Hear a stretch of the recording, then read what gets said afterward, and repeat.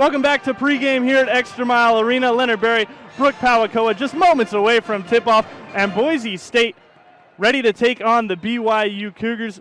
The Broncos' motto and the team motto is the city of threes, and Brooke, the Broncos jack it up. 12th in the nation in three-point attempts, second in the Mountain West, only behind New Mexico. Boise State through 6 games, 5-1. One of the constant themes has been the ability to take shots from outside the 18. Yeah, Chris, they've been outstanding on the long-range efforts this season. 4 goals from outside the box, 2 from Raven Sweeney, both game-winning goals. Lily French had a beautiful long-range strike in the game against Eastern Washington as well. And Morgan Stone popped up here on Friday against Weber State, her first ever career goal. Outstanding left-footed strike into the net from about 30 meters out.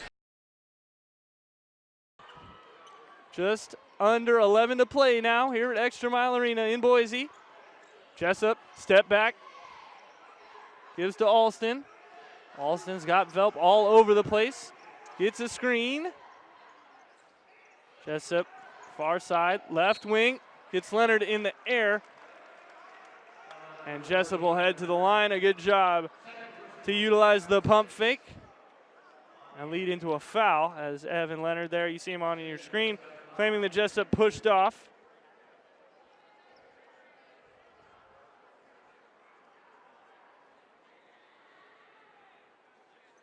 Six fouls here in the half for the Anteaters, 21 in the game. Only one person at the moment in danger of fouling out. That's Tommy Rutherford. That's why he's on the bench. He's played 5 minutes, picked up 4 personal fouls. Jessup knocks down free throw numero uno.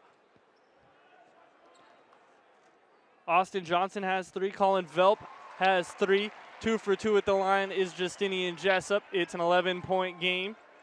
Boise State just can't seem to cut the lead to single digits.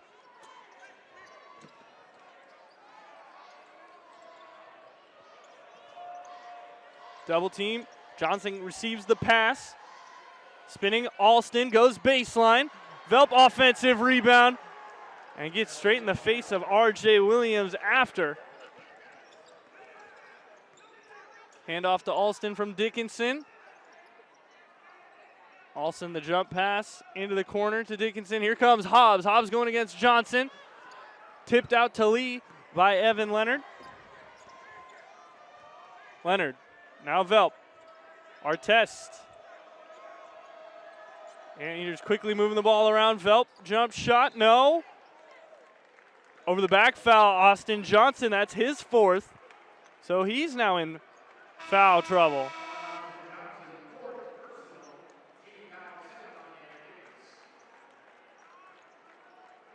Williams and Alston, the only 2 Broncos in double digits. Williams with 16 on a 6 of 10 effort from the floor.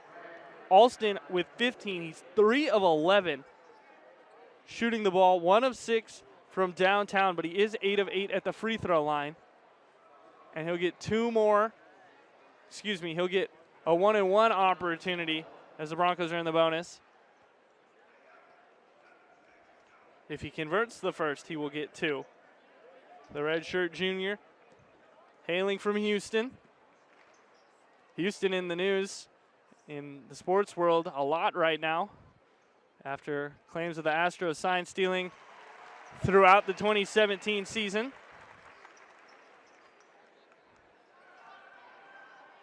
Alston converts the first, so he will get a second. His 10th free throw of the game upcoming. And DA gets them both. The lead is still 11 for UC Irvine, however. Velp will bring it up the court.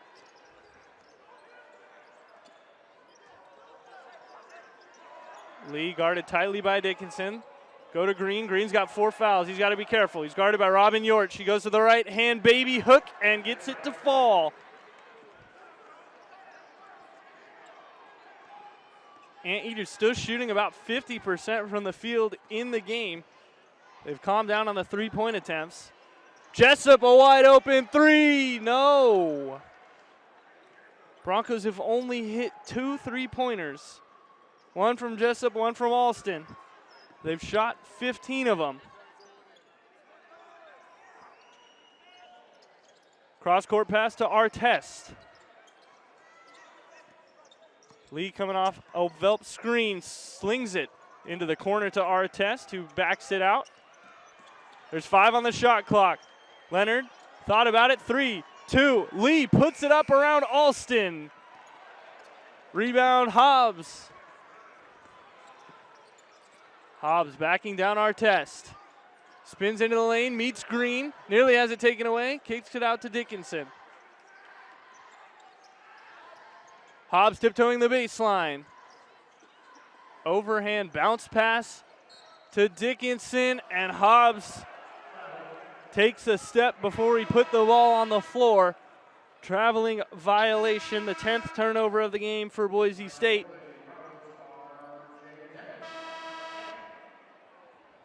As Hobbs looking confused about the call. Rutherford has checked back in. He is a foul away from fouling out.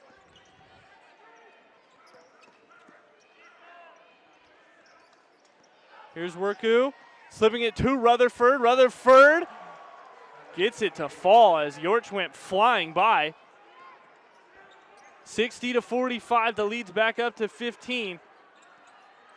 7:55 to play. Alston creating space, finding a wide open Hobbs. His 3 ball off the iron again as Boise State continues to be cold.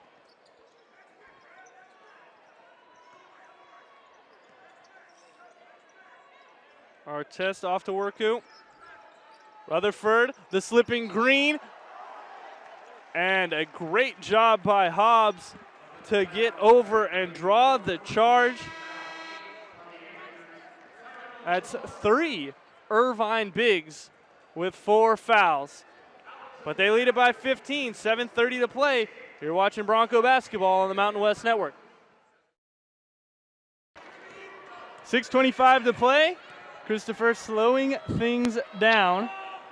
Hodgins makes herself available. Coleman in the corner, now to McGuire. Instantly double. Drawlinger gets there. Coaching adjustment for sure right there as Paisley Johnson brings it out.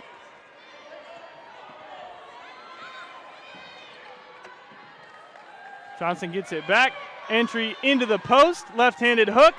No good for Salmon, but she gets her own rebound. Drawlinger, Salmon, Albiero. Great ball movement, but the 3 off target.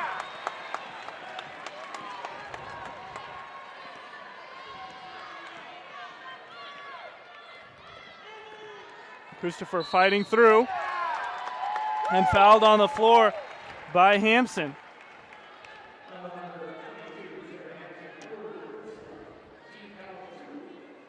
See Christopher there. She's so quick. She beats her defender. She beats the help side. She beats the secondary help side. What are you going to do besides foul her? Hampson got the arm all tangled up.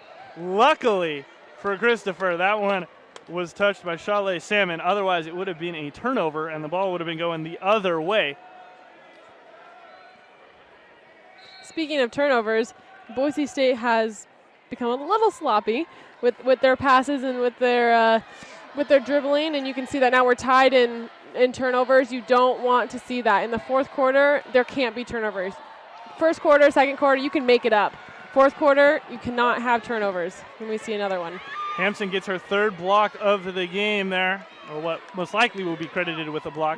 Certainly stopped Mallory McGuire from making any sort of forward progress to the hoop. Here's Johnson off a screen, passes Drawlinger, gets it right back. 55-48, 5 minutes to play.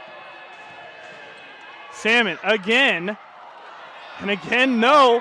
Bounces off her head, McGuire gets the board. They are really trying to get into the post, and Mallory McGuire is doing a great job of playing defense and making them pay for it. They're trying to get into that post, and it is not working. But Riley Lupfer, another 3, makes the lead 10. We'll see how BYU attacks this offensive set, but Salmon is 3 for 12 Yet they still continue to run the offense through her on the right block. Here's Drollinger, 5 on the clock. Corner 3, Albiero. McGuire had her arm tied down, couldn't get the second one there to gather in the board. So BYU will get new life.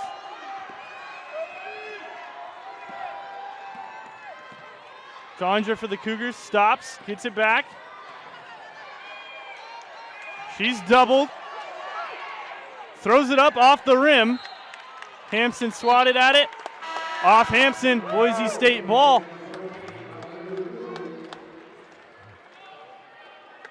You know, when you see a team go into the post 2, 3, 4 times in a row, you have to think that they are trying to get her in foul trouble. They're trying to get Mallory in foul trouble. And if they succeeded, Boise State would have problems.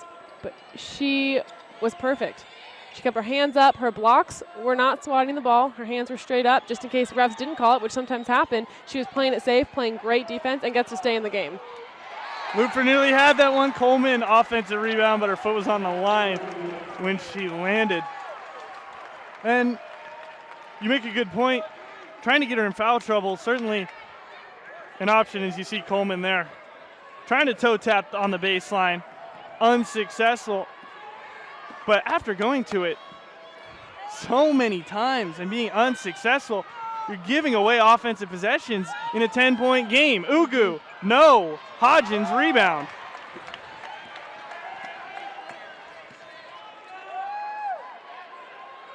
Of course, for BYU in the half court, not much has been working as Ugu, again, a steal, finally manages to wrangle control of the ball. A very sloppy play there from both sides. 2:45 left in the game. BYU struggling to cut into this lead. Johnson's three-pointer is an air ball. Well, you know, Johnson is their go-to player. She's the leading scorer. She's the one that hits the game-winning shots. That's what she does, and so you'll see them go to her. She's not hot today, though. You got to go to the player that's hot and that's feeling it. Shooting just below 50%, but it hasn't been easy. Looper thought she had that one for sure.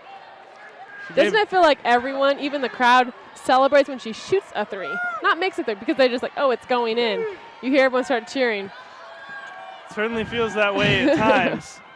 And when Looper's hot, there aren't many in the nation that can keep her from scoring. BYU again unsuccessful on another trip down the floor. The scoring drought extends. They haven't hit a bucket coming out of the media timeout. And Coach President wants a timeout. His team's up by 10 with 1:45. And Coach Gordy still unsatisfied with what he was seeing on the floor.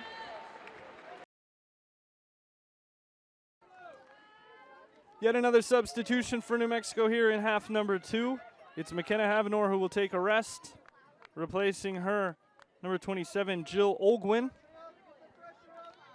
And it's Lobo possession, far side throw is whistled back. Referee is telling them to wait. It's Jalen Hendren, the sophomore from Highlands Ranch, Colorado, taking the throw. And it's not a great throw. Ramey Shirley ends up on the end of it. Aubrey Chatterton, Bronco third. Chatterton, Stone cross. Very high in the air and over the goal. This time, a Boise State substitution will be Christina Sears heading to the bench to take a rest. Giselle Bowers will come on.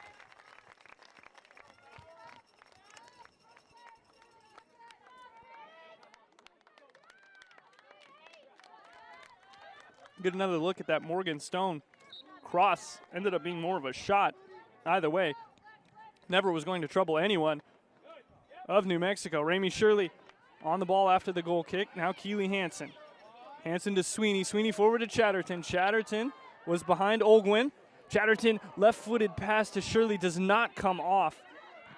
Shirley's pressure, though, forces McKenzie to double back, regroup, and then clear it away. Ramey Shirley an engine. Chatterton takes Olgwin to the ground. Nothing is whistled. It's in the box with Keely Hansen, but she never got a touch to the ball. And it's sent out to the midway line where Lily French will take the throw for Boise State. Venisi came off her line. It was a pretty heavy back pass from Carly Mays. Giselle Bowers puts a block in and then falls back. Giselle Bowers may be the best dribbler in the entire Bronco team. She's fantastic on the ball, had a nice nutmeg against San Diego State. She dragged the ball back and then played it onto her other foot as Broncos try to relieve some pressure here with a clearance from Schachtel. Drew it back and then flicked it with the same foot through the legs of the San Diego State defense that came to close her down, and then bypassed and went around that defender as Chatterton puts in a block with her back. Went around the defender and ended up back on the ball. It was almost the type of trick that you see Neymar, who made famous. But then Bowers, earlier in this match, tried to pull off a croqueta here on the near sideline where the throw was taking place. Morgan Stone knocks it up into the air yet again towards the Lobo bench. It's another throw in for New Mexico. Both coaches shouting directions. Jim Thomas, Heather Dyke, familiar with each other. For Dyke, her 5th season here in Albuquerque. And Coach Thomas, 7 seasons with Boise State. This season possibly their best yet. They got off to a record start in program history. Of course, want to win the Mountain West outright, as well as pick up the tournament. A strange bounce there for Hansen. It's with Bowers now, edge of the box, Giselle Bowers. Bowers finds the back of the net. It's Giselle Bowers who breaks the deadlock in the 75th minute. The left-footed shot beating the outstretched arms of Malia Venisi. Giselle Bowers took a few touches, got space between her and Paris McKenzie, and the Broncos are finally on the board. It's 1-0 in favor of BSU.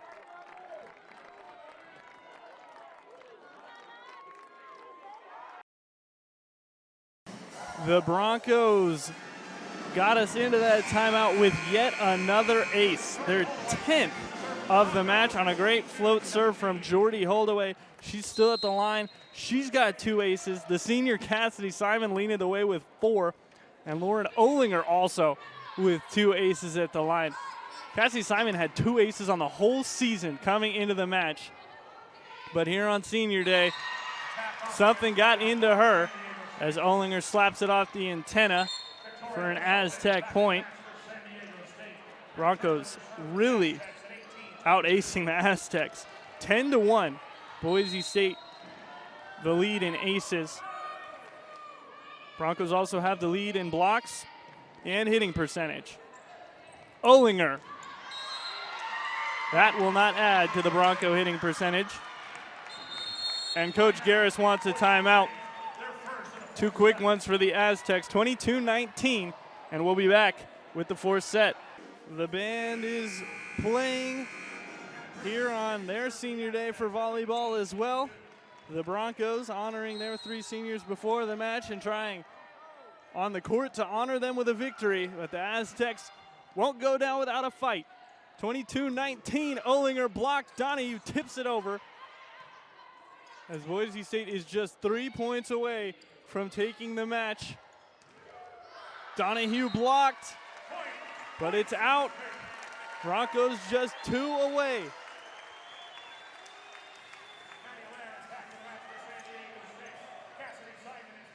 Boise State has had fantastic serving. And Cassidy Simon, 4 aces leading the way. This time she does not record an ace, and the Broncos do not record a point. as the middle slide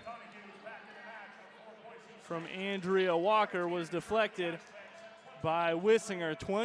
23-20, set number 4.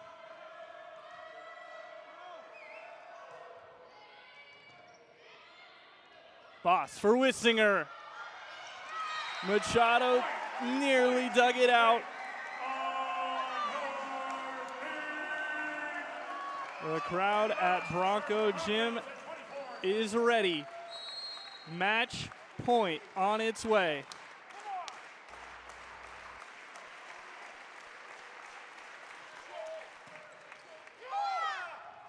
Over joust. Machado for O'Sullivan. Bronco block. Who else? Janelle Wally on senior day.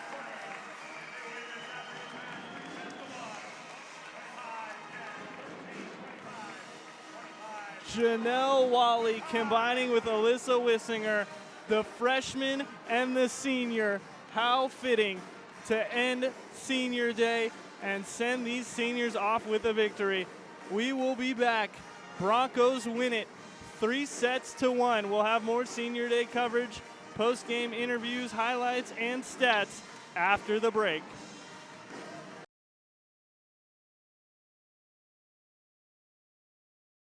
And now we will be joined by Mallory McGuire here at the table. And Mallory, another outstanding performance for you, another double-double, 15 and 14, going up against some very tall players, especially in Sarah Hampson. How was the game plan to match up with her? You know, I mean, I've never really played against a body that big before, and how long she is. And so our game plan was to just work on T being so long, having T take her and me just take the bigger body, but when she gets the ball, double down on her, and I think we did super well. And I think Riley did awesome on that help side. She got a few stops and a few blocks, so that really helped us too. And offensively, both you and Ashanti were able to pour in the points. Ashanti with 19, yourself with 15. How were you able to score against their defense and utilize your shot selection to your advantage? I think what we focused on in practice and stuff is that pick and roll, setting really good screens opens up the floor for us. And I think Ashanti, just how athletic she is and how quick she is up and down the floor, and her length just helped us so much this game. Now we will be joined by Janelle Wally. Janelle, last game here at Bronco Gym, you ended with a block. What did that feel like? Awesome, especially because that girl ripped a ball off of me earlier. So I was coming back for her, and I really wanted to seal it my last game here in Bronco Gym, so I was glad I was able to do that. And after spending almost a month not playing in the front row, not blocking at all, coming back this weekend, what was that like? A little nerve-wracking. I was kind of scared to get a ball hit off of me, but I was excited to be out there. I miss playing in the front row. I miss being there with my team the whole 6 rotations, so I was glad I was able to come back for this last week. And with the 18-11 record, of course, there's a chance that you guys might go to the NIVC and play in some postseason ball. You've had your experience in the NCAA tournament and the NIVC. What would that postseason experience mean to some of these younger girls on the team? I think it's a great experience for them. I know that a lot of us didn't think we had a chance to get there, so I think now that we realize our season might not be over is awesome, and it just shows you that there's great competition out there, and even when you don't play your best during season, you can show up at the end of season, you could work hard, and you could do better to finish. And Janelle, with this being your last game, what are you going to miss the most about Bronco Volleyball here in Bronco Gym?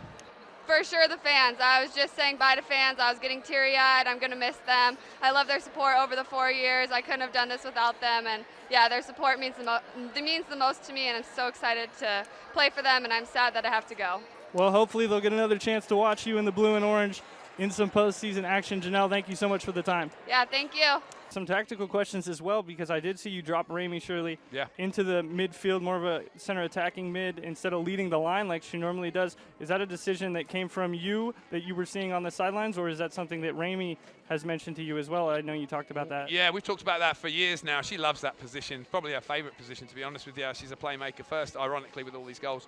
But no, we were starving her. She wasn't involved in the first half nearly as much. Other players were playing really, really well, and she was just not a product of their good play. And when you have a player of her caliber that doesn't get on the ball enough, doesn't influence the game enough, you have to find ways to manipulate the game to get them involved again. And certainly I felt McKenna had done so much work defensively that we needed a little spark in there creativity-wise. And one thing that Ramey has, it's a little underrated, is how much we call it wiggling, but she can wiggle. You've got her corralled. You've got a man marked and another player covering her well, and she finds a way to get in and out of that so she can either create the stage possession for us or penetrate. And she changed the game for us in there for sure, but so did Keely.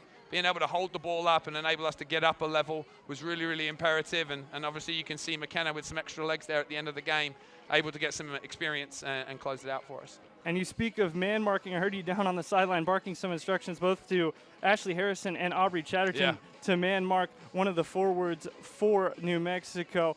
What was the tactical decision there? Because it was after you went up a goal. Yeah, we were in a 4-3-3 to begin the game, our customary system, and a very quick switch can get that to a 4-5-1. And what that does is it enables the outside backs to stay home and help with the twin strikers that they were playing with, rather than exposing it to a shift where you can get it right, wrong, fatigue can play in there as well. So by bringing Aubrey, Harry, Jazz was the same as well, dropping them down a level into the midfield level, they would pick up their wide midfielder, keep our outside back free, enable them to condense in the middle and deal with the two, and it would give up possession higher up the field. It would make it more of a long service option for them, but numerically we felt like we would be able to handle it there. And certainly as the game had wore on in that second half, I felt like by stepping up too high and sliding, we were starting to lose that battle on the left-hand side, their left-hand side, our right-hand side, and by moving them back, it seemed to solve that. Well, Coach, appreciate the early edition of X's and O's, and congratulations on the 1-0 victory. We'll look forward to seeing you on the road at Wyoming next week. Enjoy it myself. Thanks, guys.